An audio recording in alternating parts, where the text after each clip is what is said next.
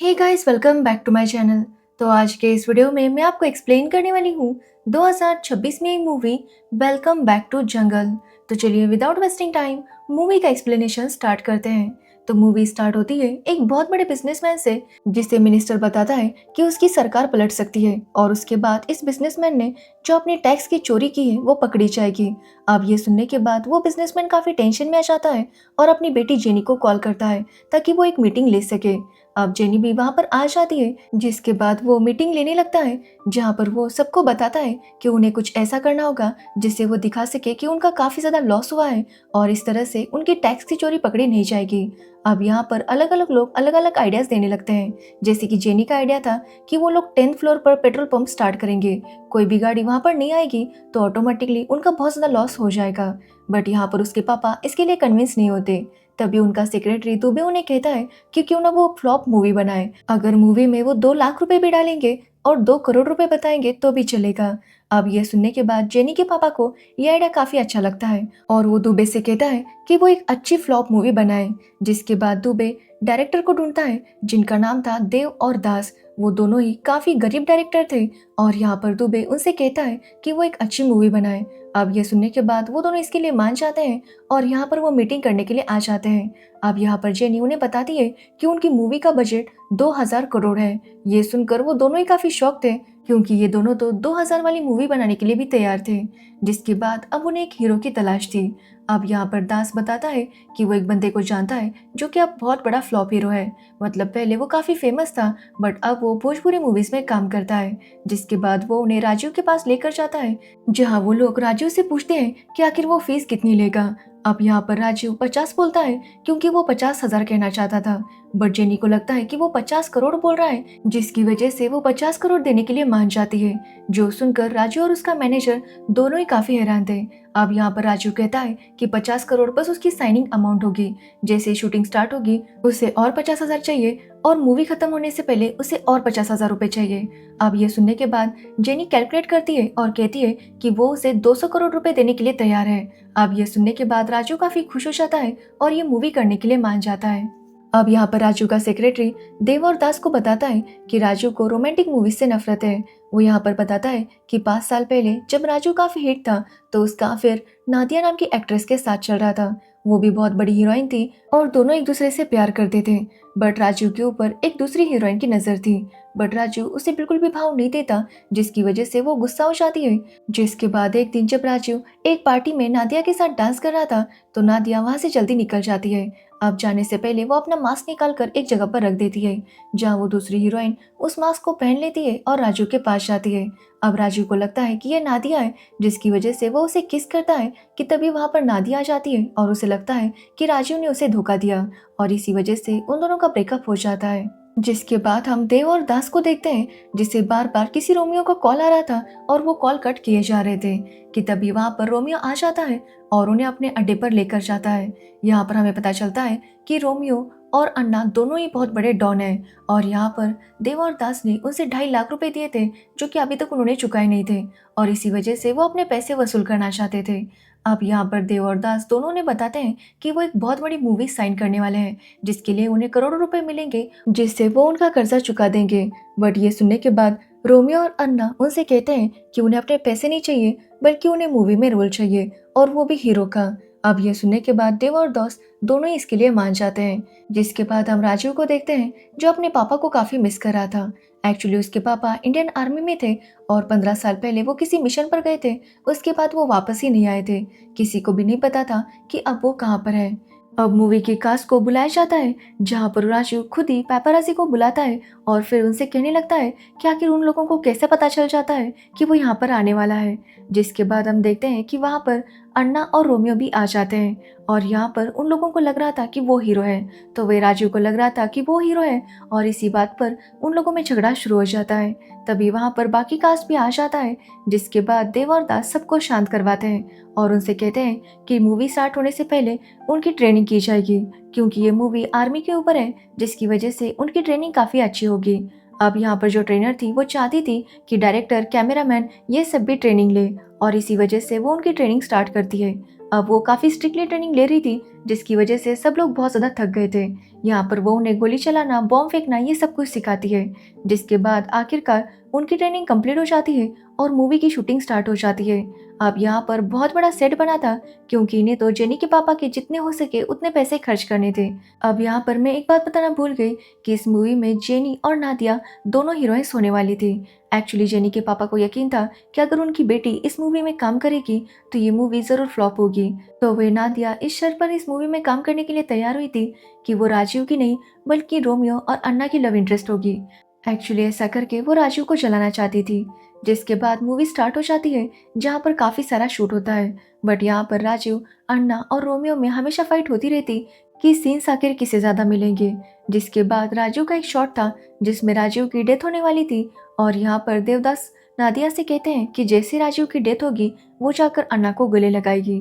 अब ये सुनने के बाद राजू डिसाइड करता है कि वो मरेगा ही नहीं, जिसकी वजह से उसे चाहे जितनी भी गोलियां लगती वो मर ही नहीं रहा था। अब ये देखकर अन्ना काफी गुस्सा हो जाता है और उसके ऊपर काफी गोलियां चलाता है, बट फिर भी राजू मरने का नाम नहीं ले रहा था, जिसकी वजह से सब लोग काफी परेशान हो जाते हैं और यहाँ पर फिर से इनमें झगड़ा शुरू हो जाता है। अब उस सेट पर बॉम्ब लगाए गए थे क्योंकि ये क्लाइमैक्स का शूट था और इस सीन के बाद सेट को उड़ाना था, बट यहाँ पर इनमें झगड़ा शुरू हो जाता है, जिसकी वजह से सीन ठीक से नहीं हुआ था। और यहाँ पर दास दुबे से कहता है कि वो टेक्नीशियन से कहे कि वो इस सेट को ना उड़ाए, बट दुबे जब इशारा करता है तो टेक्नीशियन को लगता है कि वो सेट उड़ाने के लिए कह रहा है, जिसकी वजह से वो सेट उड़ा देता है और पूरा सेट बर्बाद हो जाता है। कि तभी जेनी के पापा का दुबे को कॉल आता है और वो उसे बताता है कि उनके घर में इनकम टैक्स की रेड पड़ी है और जो भी उनके पास था वो सब कुछ वो लेकर चले गए। अब वो पूरी तरह से कंगाल हो चुका है, इसलिए अब उसे कुछ भी करके इस मूवी को हिट बनाना होगा, क्योंकि यही एक तरीका है जिससे उसके पास पैसे वापस आ जाएंगे। अब ये सुनने के बाद दुबे काफी टेंशन में आ जाता है, क्योंकि उन्होंने पहले ही सेट उड़ा दिया था, तो फिर अब वो क्लाइमैक्स सीन कैसे शूट करेंगे। अब यहाँ पर उनका टेक्नीशियन बताता है कि एक गांव है आजादगंज जो बिल्कुल इस सेट की तरह है, इसलिए अगर वो वहां जाकर क्लाइमैक्स शूट करेंगे तो उनका काम आसानी से हो जाएगा। साथ ही वहां पर पैसों की जरूरत नहीं है, क्योंकि वो लोग फ्री में अपना शूट कर सकते हैं।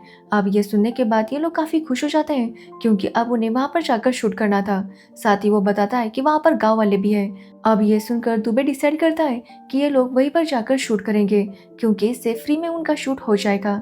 तो वही देव और दास दुबे से कहते हैं कि वो इसके बारे में बाकी एक्ट्रेस को ना बताए, क्योंकि अगर उन्हें पता चल गया कि वो असली गांव वाले हैं तो ये लोग खामखा सब कुछ खराब कर देंगे। इसलिए वो लोग उनसे झूठ बोलेंगे कि वो जिस गांव में जा रहे हैं वहां पर वो सारे एक्टर्स हैं, जिसकी वजह से ये लोग भी ठीक से एक्टिंग करेंगे। अब दुबे भी इसके लिए मान जाता है, जिसके बाद वो सभी को बताता है कि कल उन्हें रियल लोकेशन पर जाकर शूट करना है और एक दिन में ही उन्हें अपनी मूवी खत्म करनी है। अब ये सुनने के बाद सब लोग काफी हैरान थे कि आखिर एक दिन में मूवी कैसे खत्म हो सकती है। तो यहाँ पर वो बताते हैं कि वो हर जगह पर कैमरा लगाएंगे, जिससे कि उन्हें अपने शॉट्स मिल जाएंगे।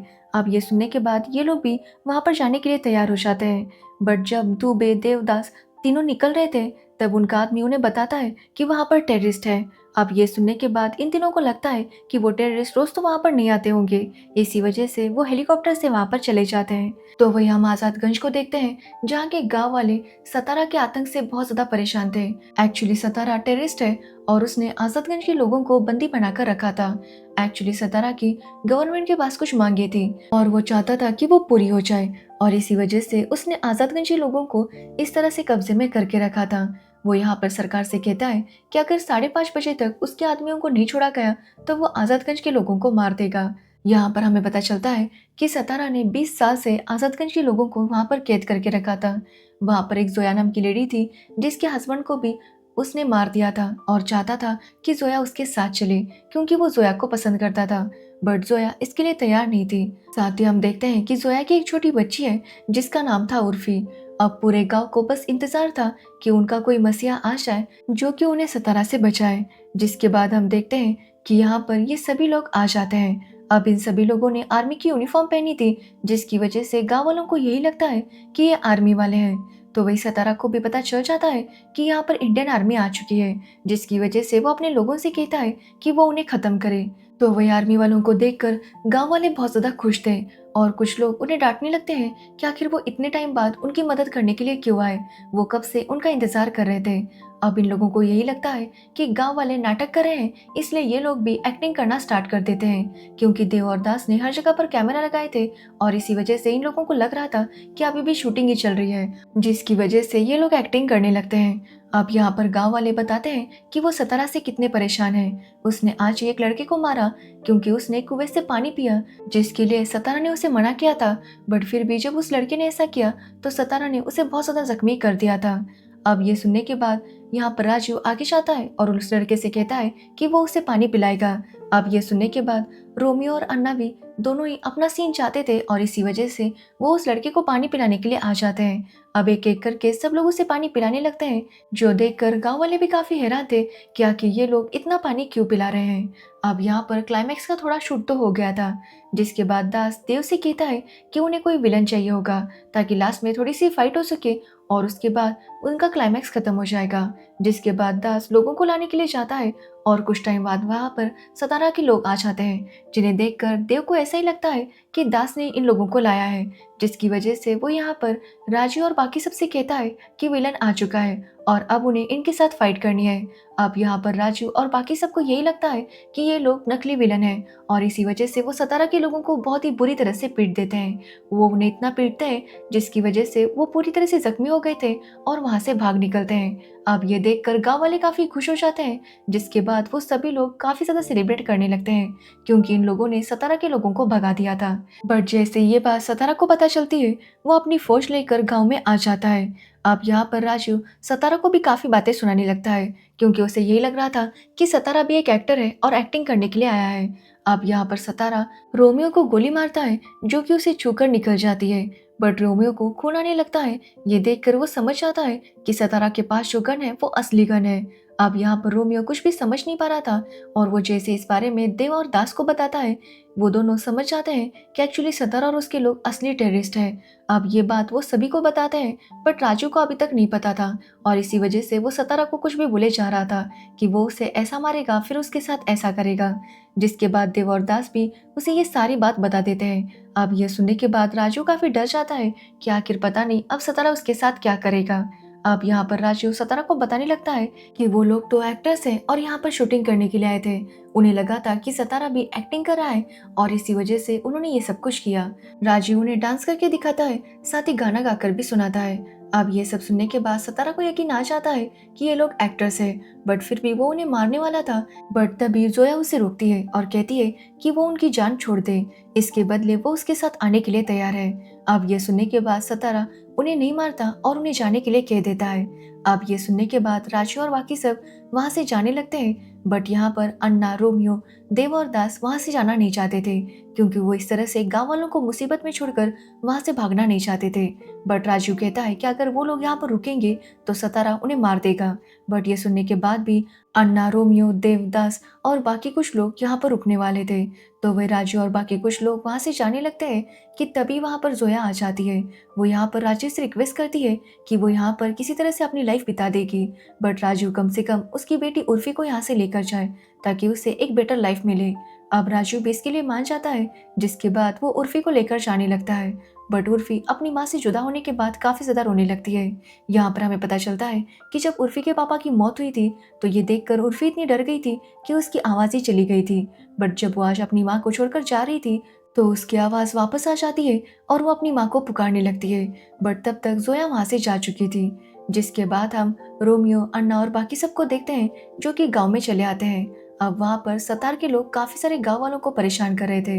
अब यहाँ पर अन्ना, रोमियो और बाकी सारे लोग मिलकर उन्हें मारने लगते हैं, लेकिन आखिरकार सतार के लोग इन सबको पकड़ ही लेते हैं। तो वही राजू को एहसास हो जाता है कि वो कितना गलत कर रहा है। वो एक इंसान होकर इंसानियत नहीं निभा रहा और इसी वजह से वो सबके साथ वापस आ जाता है और फिर से सतार के लोगों पर हमला करता है।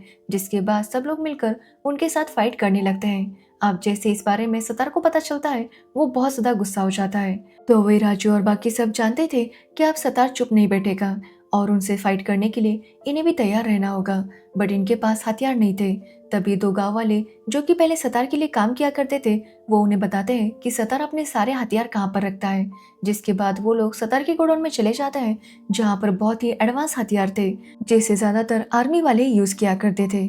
कि तभी उन्हें तहखाने से कुछ आवाज आती है और जब वो उस दरवाजे को ओपन करते हैं तो वहां पर 3 आर्मी ऑफिसर्स थे जिन्हें सतार ने कैद करके रखा था। यहाँ पर वो बताते हैं कि पिछले 15 सालों से सतार ने उन्हें इसी तहखाने में कैद करके रखा है। अब वहां पर 3 ऑफिसर्स में से एक थे राजू के पापा, जिन्हें देखकर राजू काफी ज्यादा खुश हो जाता है। यहाँ पर राजू को पता चलता है कि सतार ने राजू के पापा की जबान काट दी थी जिसकी वजह से वो ठीक से बोल नहीं सकते थे। अब यहाँ पर राजू के पापा आर्मी ऑफिसर को कॉल करते हैं, मतलब वॉकी टॉकी पर उन्हें बताते हैं कि उन्हें उनकी जरूरत है। वो कहते हैं कि आजादगंज के गांव वालों को लेकर वो बॉर्डर के पास आ जाएंगे। वो बॉर्डर ओपन रखे ताकि गांव वाले अंदर आ सके। 20 मिनट में वो बॉर्डर तक पहुंच जाएंगे और जैसे गांव वाले वहां पर पहुंचेंगे वो यहाँ पर एयर अटैक कर दे। इस तरह से सतार का पूरा सब कुछ खत्म हो जाएगा। अब वो आर्मी ऑफिसर भी इसके लिए मान जाता है, जिसके बाद ये सभी लोग गांव वालों को लेकर वहां से निकलने लगते हैं। तो वही सतार के लोगों को इसके बारे में पता चल गया था और वो उनके ऊपर अटैक करने लगता है, जिसकी वजह से ये सभी लोग उनसे लड़ते हुए आगे बढ़ रहे थे। अब यहाँ पर हम राजू के पापा को देखते हैं जो भी सबके साथ फाइट कर रहे थे। जिसके बाद राजू और बाकी सब गांव वालों को सेफली बॉर्डर तक लेकर आते हैं जहाँ पर बॉर्डर ओपन हो जाती है और फाइनली ये लोग इंडिया में आ गए थे। मतलब ये पहले पीओके में थे, बट बॉर्डर क्रॉस करने के बाद जब जोया उर्फी को ढूंढने लगती है तो उर्फी वहां पर नहीं थी। यहाँ पर हम देखते हैं कि सतार ने उर्फी को पकड़ कर रखा था। तो वे राजू भी देखता है कि उसके पापा यहाँ पर नहीं थे, जिसकी वजह से वो काफी परेशान हो जाता है क्योंकि प्लेन्स निकल चुके थे जो कि वहां पर अटैक करने वाले थे। जिसकी वजह से राजू और जोया वापस जाना चाहते थे बट वहां के लोग उन्हें जाने नहीं देते। जिसके बाद हम देखते हैं राजू के पापा को जो कि सतार से लड़ने लगते हैं। यहाँ पर वो उर्फी से कहते हैं कि वो यहाँ से भाग जाए। जिसके बाद उर्फी वहां से भाग जाती है और राजू के पापा और सतार के बीच में काफी ज्यादा फाइट होती है और आखिरकार राजू के पापा सतार को काफी मारते हैं और वहां से निकल आते हैं। जिसके बाद वहां पर ब्लास्ट होता है जिसमें सतार की मौत हो जाती है। तो वही उर्फी भी वहां पर आ जाती है जिसे देखकर जोया काफी ज्यादा खुश थी। तो वही राजू को लगता है कि उसने अपने पापा को फाइनली खो दिया है। 15 मिनट पहले ही तो वो उसे मिले थे बट अब शायद उसने फिर से खो दिया। बट तभी वहां पर उसके पापा आते हैं जिन्हें देखकर राजू बहुत ज्यादा खुश हो जाता है। साथ ही आजादगंज के लोग भी इन्हें बहुत ज्यादा दुआ देते हैं क्योंकि इनकी वजह से वो आजाद हो चुके थे। जिसके बाद हमें बताया जाता है कि इन्होंने जो मूवी शूट की थी वो बहुत ज्यादा हिट होती है और उन्हें बहुत ज्यादा प्रॉफिट हो जाता है और इसी के साथ ये मूवी एंड हो जाती है। तो ये थी welcome back to jungle movie की स्टोरी।